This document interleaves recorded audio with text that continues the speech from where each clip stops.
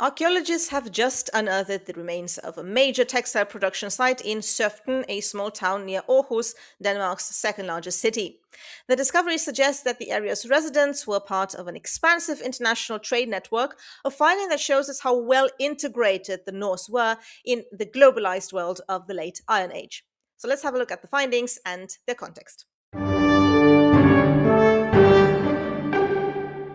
A place like Soften would have required a very well organized society with a production line and also a market for distribution. The amount of textiles from Soften is absolutely staggering. They would have entered a market that would have been much bigger than just the local area. The textile production site was massive, spanning over 1 million square feet, and it is at least 1,000 years old, so likely dating back to the late Iron Age or early Viking Age, sometime between 600 and 950. The site has an area for processing flax, a natural plant fiber often used to make linen, as well as 82 semi buried huts where people would have worked but maybe also lived. A single residential house was found, so maybe this site was managed by a central actor who would have controlled resources and production. During the dig, which started in August 2025, archaeologists also found spindle wheels, which were used to spin raw fibers into thread, and loom weights, which helped hold the threads during weaving. And they also found silver coins, pearls, beads, and pottery, a pair of scissors, a knife, and a key. In the future, carbon dating and pollen analysis might shed even more light on the site, including what kind of textile production took place here. During the Viking Age, Aarhus, then called Aarhus, was in fact a commercial hub, connecting residents with other parts of Scandinavia and way beyond. So now we're suspecting that people living in the villages and settlements around Aarhus, including Søften, would have brought their goods into town so they could reach very distant markets. A production site of this scale cannot simply be for the local area. It needs to be understood as part of a greater network, a much bigger international perspective.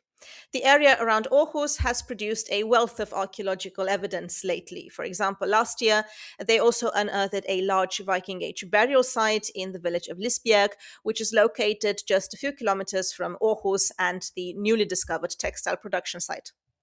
They found 30 graves, including some that contained very valuable grave goods like ceramics, pearls, coins, gold thread, and scissors, which suggests that some of the people buried here would have been of high status. They also found some simpler graves, maybe with the remains of enslaved individuals.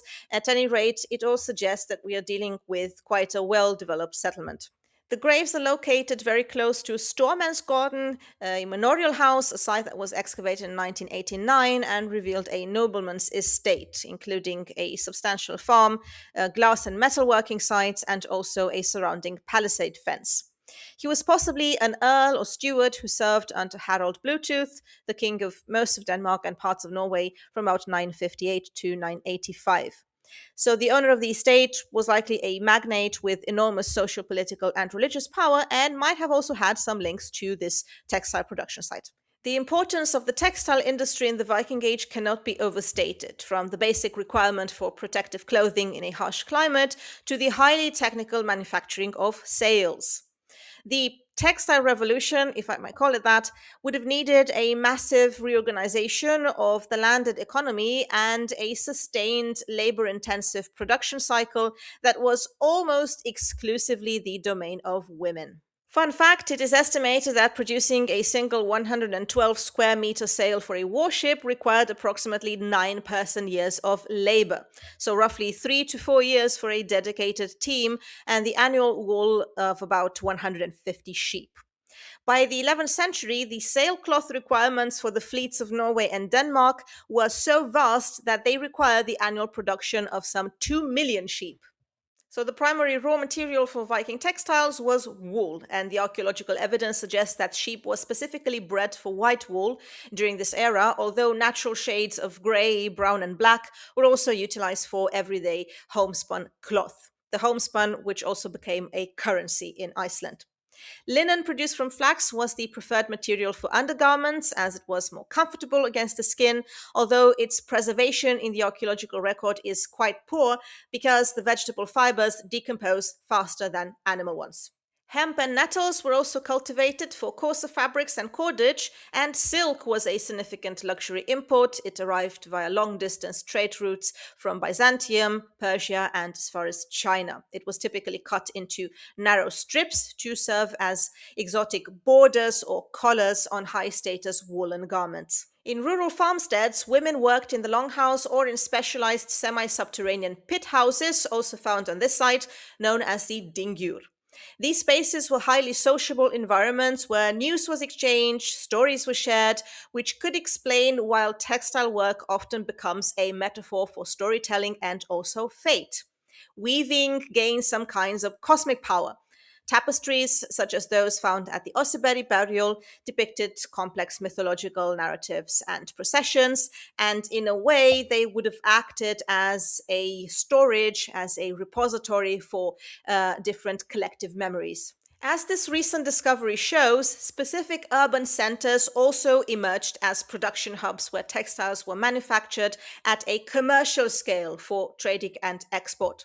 For example, archaeological excavations at the farm beneath the sand in Greenland have revealed some of the most sophisticated textile production sites in the Viking world, and the site also contains the best preserved upright loom ever discovered. It measures about 2 meters across, and it was capable of producing exceptionally large pieces of cloth.